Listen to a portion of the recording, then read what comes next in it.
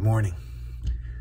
Continuing one more day thinking about Moses and faith as resolve. I know it may feel like we've moved a little slowly through this section, but there's so much here in terms of the importance of living a life of resolve. And I think it's essential for us where we are right now in our culture, where we are in our lives, to have this kind of stick-to-itiveness about our lives as we live a life of faith. And we do so that others can see what that life looks like. So I want to pick up in verse 28 and give you the fifth, we'll say, kind of thing you must do if you're going to live a life of resolve. And by way of review, we mentioned that you got to reject the fear of man. You got to draw lines that you won't cross. You got to embrace disgrace. You got to be daring. And now we got a fifth. Verse 28.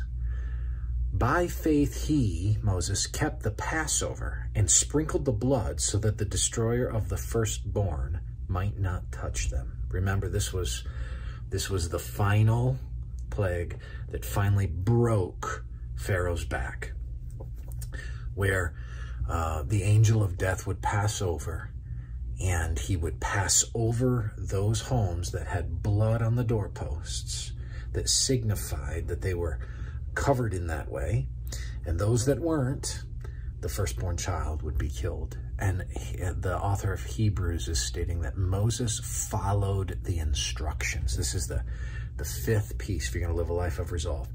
You've got to respond to the instruction of God. You got to follow the instructions of God.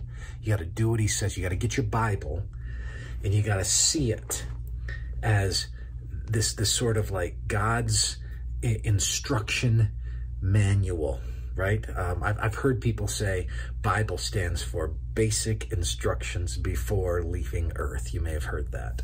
And it's kind of cute. I think the Bible's a lot bigger than that.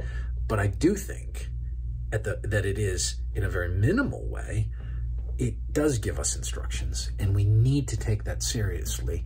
And so when God speaks, I mean, how odd would that be to tell Moses to put blood over the doorposts, and your child in an unseen way won't die? Like, there's not going to be a kind of invader you might be able to see, but instead a type of angelic passing. God warned him, and he heeded it because he believed when God spoke that he should do it.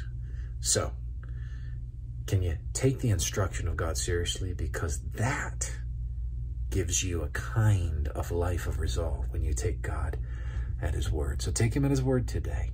And in doing that, you live a life of resolve. And in doing that, you show the world what a life of faith is. May the Lord bless you today.